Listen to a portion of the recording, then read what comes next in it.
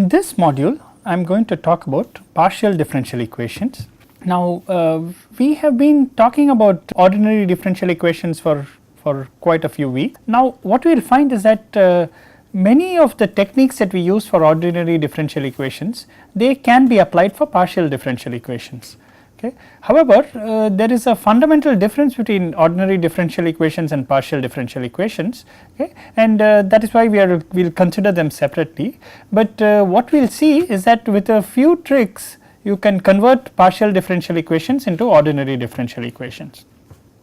Now before we get started discussing about partial differential equations and their solutions, let us look at certain examples of partial differential equations that you might have seen, okay, or you might be used to in various courses. Okay. So the most probably one partial differential equation that everybody has seen in physical chemistry has to do with the Schrodinger equation in quantum mechanics. So suppose you have a single particle of mass m. So if you have a single particle of mass m, okay, and it is moving in a potential v of r, okay, r is a spatial coordinate, okay, and r can have a coordinate x, y, z. Then the time independent Schrodinger equation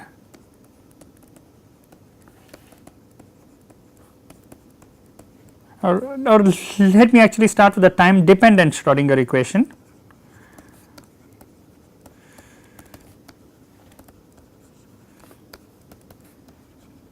Which is the equation of motion for this particle is given by dou of a function called psi, which is called the wave function. Now psi is a function of r and t. So we write it as I h bar dou psi by dou t is equal to an operator h of psi of r t. And now what this operator is called the Hamiltonian operator, and this is equal to, for a single particle of mass m, this is a sum of two terms. One is the kinetic energy term, which looks like minus h cross square by 2 m Laplacian square, or this is a Laplacian del square, the gradient dotted into itself, of psi of r t. And you have another term, that is V, this is a potential energy of R psi of R t. So this is called the time dependent Schrodinger equation, okay, and the time independent Schrodinger equation, okay, the time independent Schrodinger equation. So here psi is a function of R and t,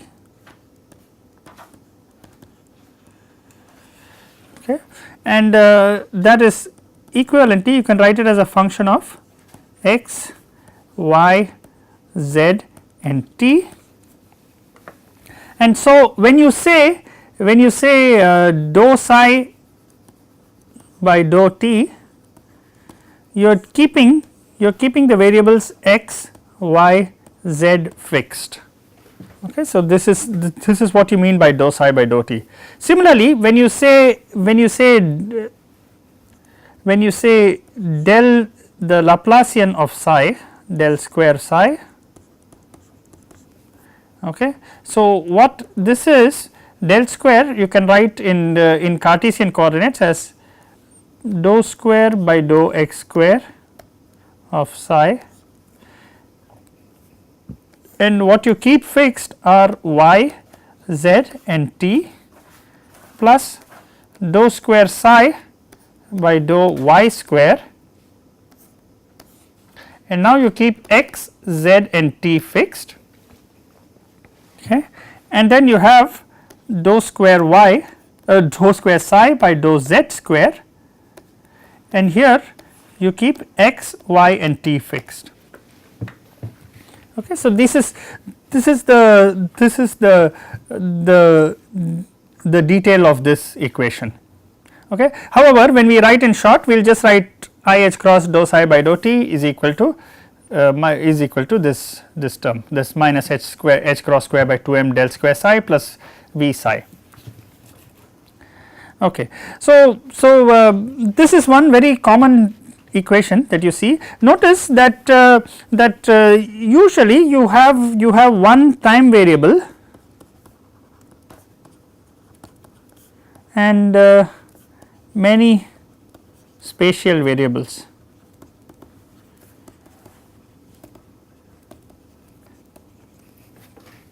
The other thing that you see is that you have some field, in this case it is a scalar field psi of which is a function of both the spatial variable and the time variable. So, there is some scalar field that depends both on the spatial variable and the time variable. Okay. So, the point I want to make is that partial differential equations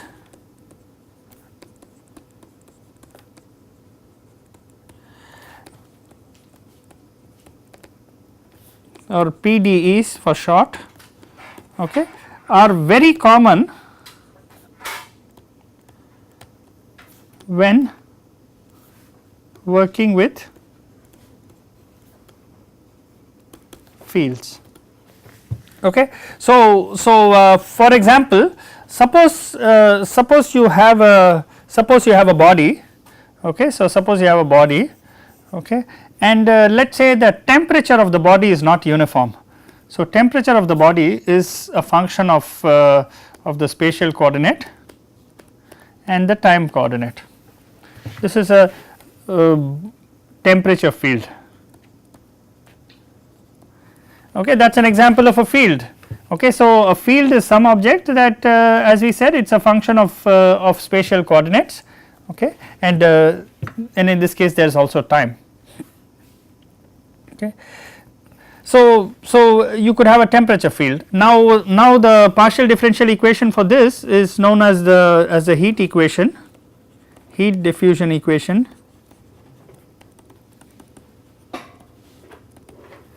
Okay, that is given by alpha square del square T is equal to dou T by dou T. Okay. So, the heat diffusion equation is another partial differential equation. Now, T is a function of x, y, z and T. Okay. Alpha is called the thermal diffusivity coefficient.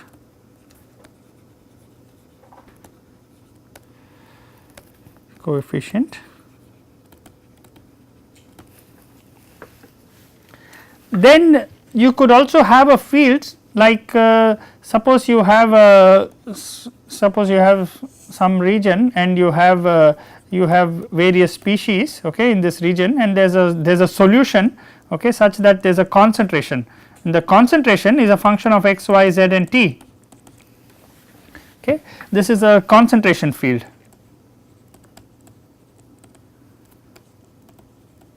Okay. Then there is a diffusion equation.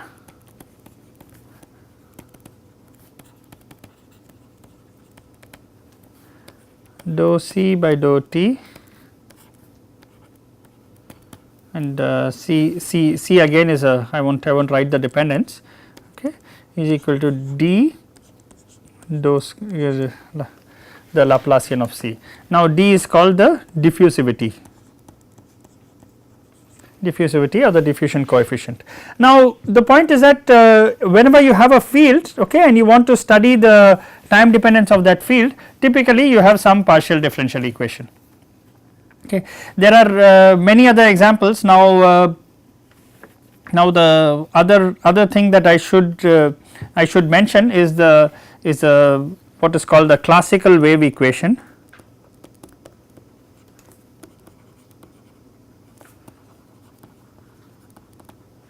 Okay. Now, you have an amplitude u of x, y, z, t. This is the amplitude of the wave.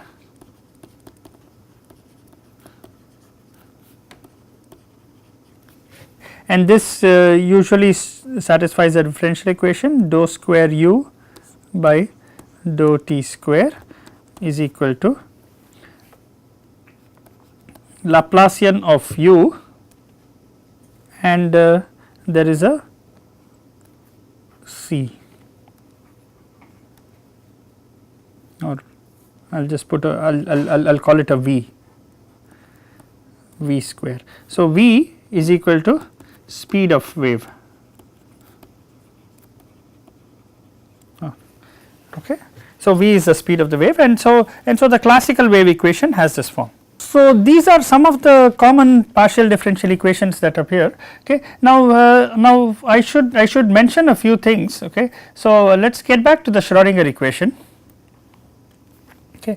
Now we wrote the Schrodinger equation in this form. Okay. Now often whenever we deal with partial differential equations, so suppose we are interested in steady state solution, I will say stationary solution. Steady state is also called stationary solutions. Okay. So, then what happens is in this case the time dependence is eliminated,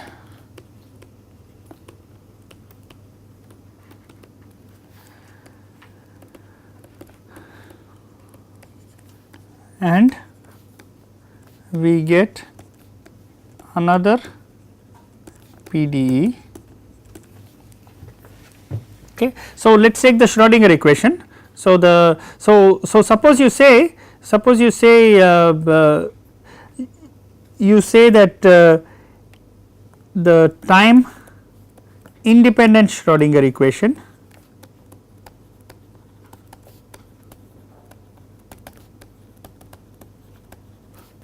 this is just we can write this as H psi equal to E psi. Okay. E is called the energy eigenvalue, and now this for a one particle,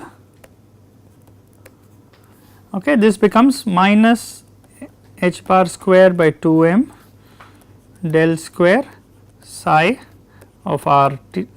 Okay. Now this is independent of time, is plus V of r psi of r is equal to E times psi of r. Okay. So, this is a time independent Schrodinger equation. This is also a PDE. So, this is also a PDE because there is a Laplacian here. Okay.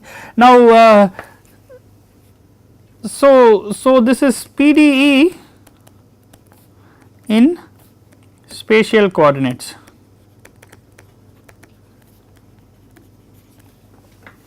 Okay. So, the point is what is important here is that it is a PDE only in spatial coordinates. Okay. But it is still a PDE. Okay. But it is still a PDE. It is still a PDE. It's not become an ODE yet. Okay. Now further, suppose we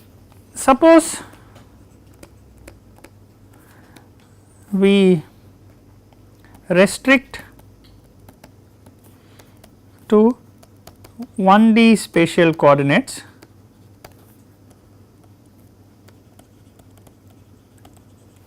Okay. So, suppose you have a particle that is only allowed to go in one dimension. Okay. Then what happens is that your then del square psi becomes d square psi. Oh, well okay. So, the first thing that happens is psi of r becomes psi of x, okay, and this becomes d square psi by dx square. So, this becomes an ODE. So, your equation becomes an ODE, and that equation for a particle that is allowed to move only in one dimension becomes this form.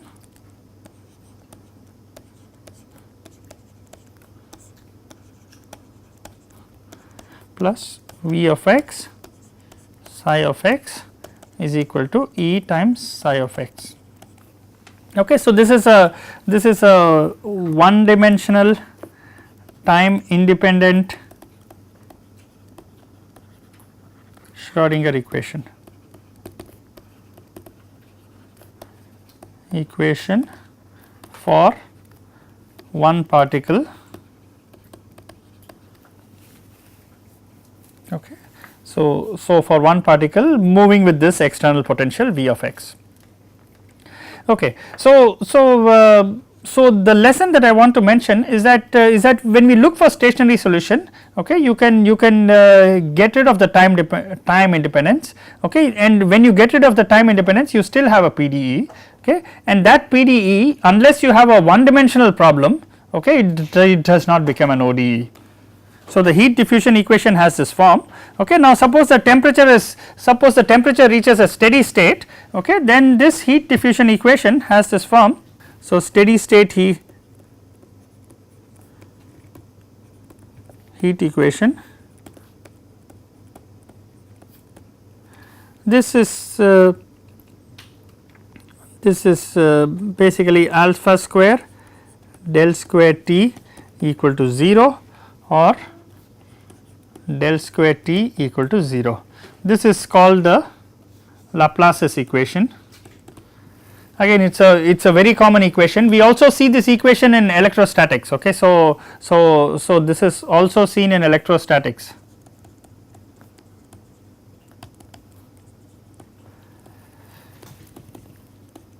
Okay, and in fact Laplace's equation is one of the very common partial differential equation. And of course if you have it in one dimension, okay, then you just get d square t by dx square equal to 0. One of the most interesting things about partial differential equation is the boundary conditions.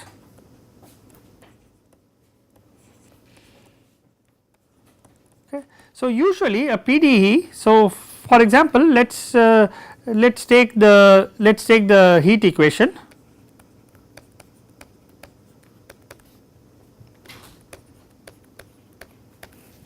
Now as we said, there are t is a function of x, y, z and t, okay. So you can have two kinds of boundary conditions. You can have what are called as initial conditions. For example, you could have t of x, y, z at 0. Okay, and you could have some initial conditions either on the first derivative or the second derivative, whichever. Okay, so then you could have what are called as boundary conditions. So the boundary conditions involve you need to define region corresponding to system.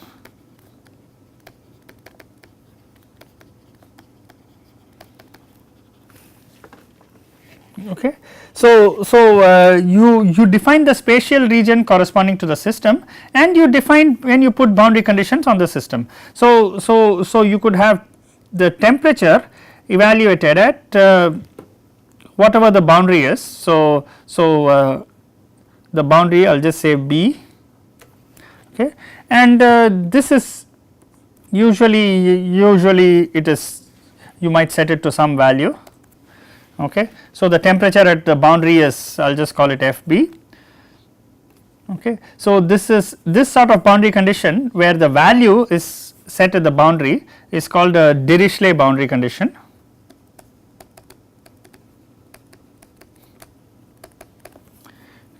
So value of field set at boundary.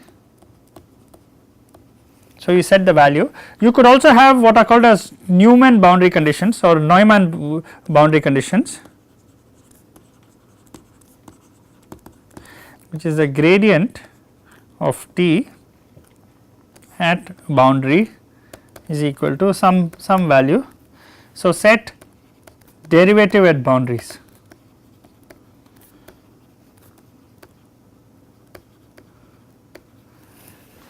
Okay, so these are the kind of boundary conditions that you can have, and what we will see is that the domain of PDE or the region of or the spatial region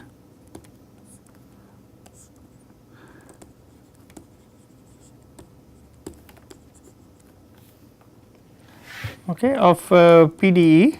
Okay, so whatever the way you define the spatial region where the PDE is applicable, that is what decides the nature of the solutions. Okay, so this affects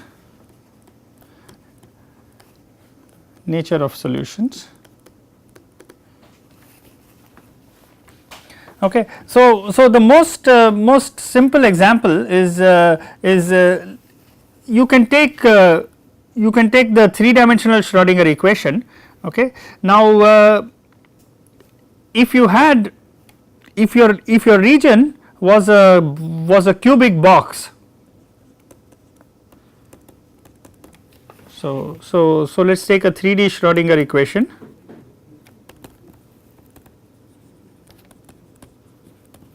Okay, if your region was a cubic box, okay, so region cubic box, then you typically write the equation in Cartesian coordinates. Okay, so there you use Cartesian coordinates.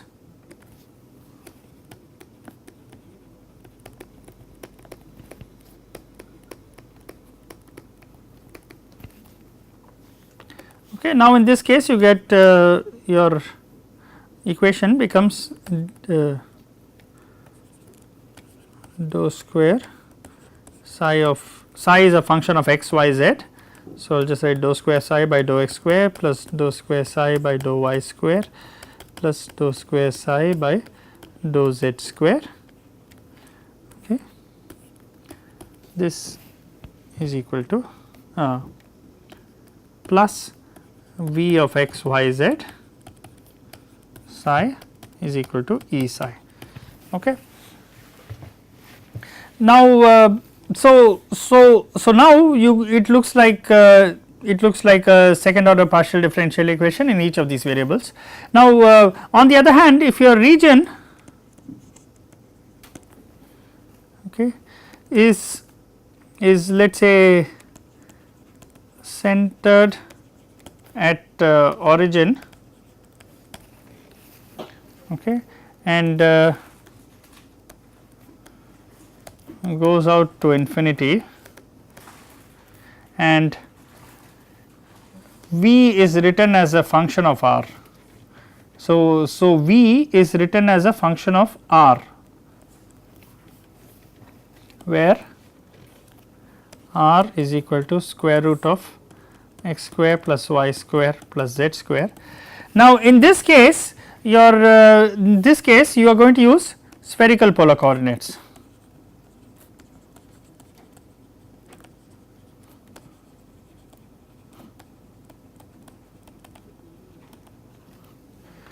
Okay. And so your Schrodinger equation you will have to write the Laplacian in spherical polar coordinates. Okay, so you will have 1 over r square dou by dou r of r dou by dou r, and then you will have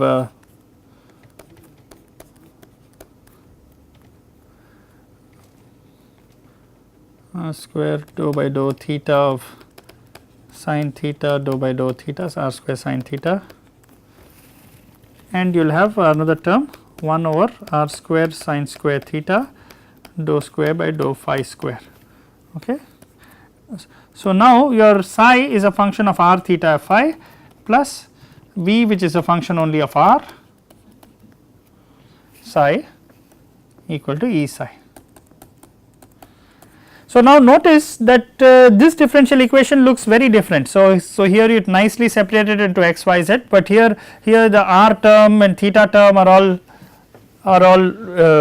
you know, and the phi term, they all seem to be mixed with each other. Okay. So, the point is this will have very different solutions than this, okay, and what we will see in the next few lectures is how to take the partial differential equations, apply these boundary conditions and try to solve for whatever the quantity of interest is.